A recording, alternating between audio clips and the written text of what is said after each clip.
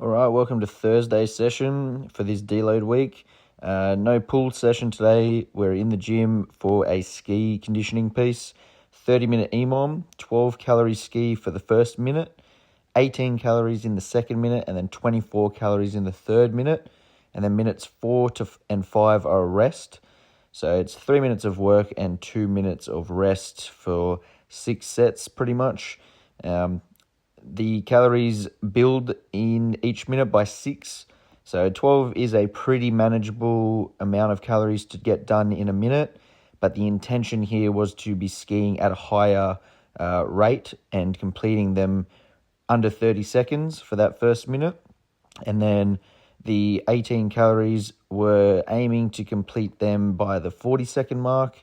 And then the 24, as long as it was done within the 60-second window for that third minute, but I still wanted to keep that down below the 55-second mark, and managed to get pretty much bang on that for most sets. The scoring for this was you score your slowest set for each of those respective calorie amounts. My first set for the 12 was actually my slowest at 29 seconds. And then my slowest on the 18 was 42 seconds. And then that was also on this first set, as you'll see here. And then my slowest set was a little bit later on the 24s as fatigue set in. The last couple of sets did get a bit tougher. But overall, this was a pretty tough workout, actually. I definitely needed the 2 minutes of rest to maintain my intensity. I wanted to try to ski at around a 17 to 1800 cal per hour output, and knowing that if I dropped into the 1600s, I should still get the work done around the time that I needed to, but I wanted to try to push a little bit harder, and knowing that this is all that I was doing for this session. So quite a good piece. I did like the ascending rep scheme style. And with the rest in it, it allowed to work the intensity a little bit higher rather than just doing, say, 18 calories for all of them and just plodding through it at a sort of moderate rate. I liked the fact that you could push hard on each of them and there was still plenty of fitness built into it. So not much more to that. The other thing that I'll just may as well talk about now is my diet and nutrition plan. So in this session, it is the last day where I am kind of restricting myself a little bit on my total calories and carbohydrate intake.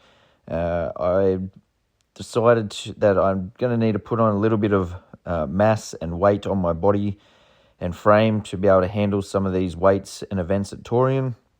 I feel fit, I feel light, I am quite hungry a lot of the days, and with the snatch ladder event, the ruck running, the sled dragging, I just think that having a little bit better body weight is going to give me more of a shot at being more competitive on those events, or at least getting the most out of myself.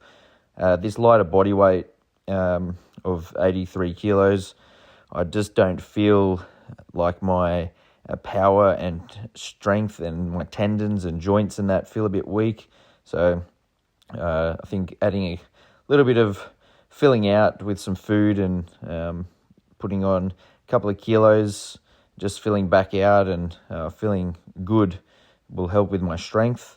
I've still got 2 weeks to the Torian Pro, so it gives me enough time to let the body adjust to eating a bit more, see how I feel. If I do feel it's negatively impacting me, I can adjust it, and it's not a last-minute decision, so I can let the body adapt. But this is probably the lightest that I will be in now and the near future. I don't plan on dropping down to getting too light of a body weight, especially after the Torian Pro. I plan on packing on a little bit of size and working on some of my top end strength, as that seems to be what is limiting me more so than my fitness currently. So that's just a little bit on where I'm at with sort of eating and the lead up for these next 2 weeks.